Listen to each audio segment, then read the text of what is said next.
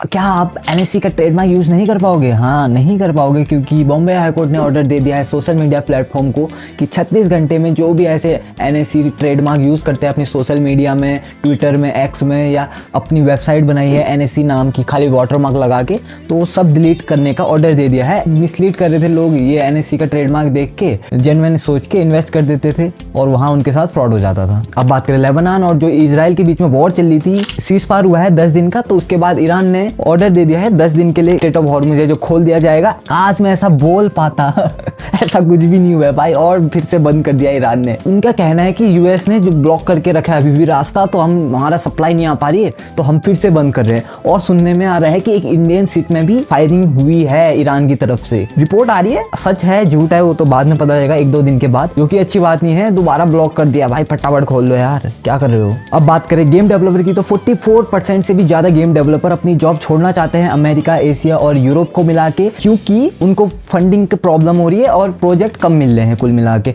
और यूके में तो और ज्यादा हालत खराब है। यूके में तो 76% लोग छोड़ना चाहते हैं इंडस्ट्री, और आधे से ज्यादा लोग तो एआई से डरे हुए हैं क्योंकि वो उनकी जॉब खाने वाला है, इससे अच्छा हम ही छोड़ देते हैं। और अकेले पिछले साल 22% से ज्यादा ले ऑफ हुए हैं गेमिंग सेक्टर में, मतलब 100 में से 22 लोग की जॉब ऐसे ही चले गई। अब एआई खा रहा है, क्या हो रहा है वो पता नहीं, पर एआई का खतरा तो बना हुआ है भाई। और हालत तो ओपन एआई की भी ठीक नहीं चलने वाली है क्योंकि उनके जो टॉप एग्जीक्यूटिव थे वो अपनी जॉब छोड़ के जा रहे हैं। जैसे उनका रीजन क्या है, सोरा एआई उनका बंद हो गया पहली बात तो, और उनका जो मेन फोकस है वो एआई बिजनेस के ऊपर है।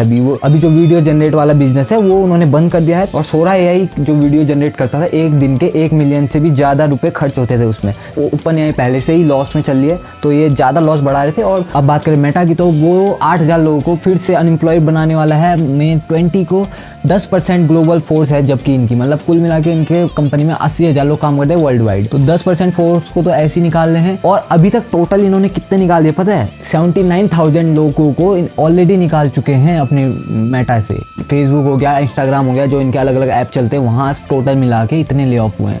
2022-23 में भी इन्होंने 21,000 जॉब कट की थी। और जबकि ऐसा भी नहीं है कि इनका प्रॉफिट नहीं हो रहा है। Meta generate $200 billion in revenue last year, और प्रॉफिट कितना था? $60 बिलियन का, यानी कि अच्छा खासा प्रॉफिट है। 25-30% का प्रॉफिट है इनका मार्जिन। पर इंडिया में कुछ और ही देखने को मिल रहा है बढ़िया वाला। 55,000 स्टार्टअप फाइनेंशियल ईयर 25-26 में लॉन्च हुए हैं इंडिया में, जो कि रिकॉर्ड नंबर है। 2016 के बाद स्टार्टअप इंडिया प्रोग्राम शुरू किया था 2016 में, उसके बाद से सबसे ज्यादा नंबर इसी साल आए हैं। इन सब स्टार्टअपों को मिला के 23 लाख से भी ज्यादा जॉब क्रिएट हुई है इंडस्ट्री में। तो महाराष्ट्र, कर्नाटक, उत्तर प्रदेश, दिल्ली और गुजरात हो गए जो लीडिंग हब्स बनती जा रही है इन स्टार्टअपों के। और गवर्नमेंट भी इनको बैकअप कर रही है थ्रू अलग अलग फंड, अलग अलग स्कीम के through. Funds of fund for startups हो गया FFS, और SISFS हो गया, startup India seed funding scheme, और क्रेडिट गारंटी स्कीम हो गया।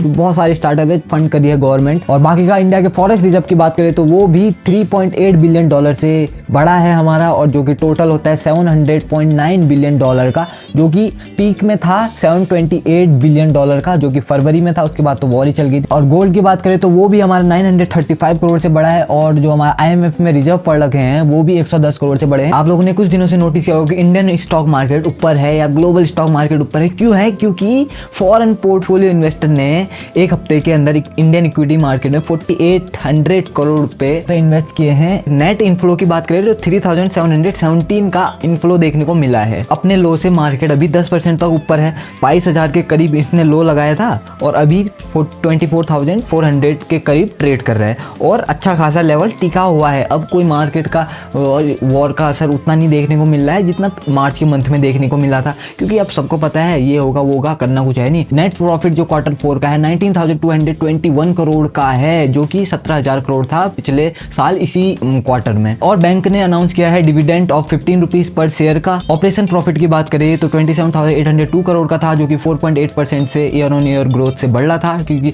पिछले साल 26,537 करोड़ का था, तो बढ़ता हुआ दिखाई दिया है, अच्छी बात है। और उनके एसिड में भी इंप्रूवमेंट देखने को मिला है। The gross NPA ratio improve to 1.15% Q4 में फ्रॉम 1.24% Q3 में। HDFC बैंक के साथ साथ यस बैंक का, ICICI बैंक का, बहुत सारे बैंक का रिपोर्ट आने लग गई है, तो कल परसों की रिपोर्ट में हम बता देंगे धीरे धीरे।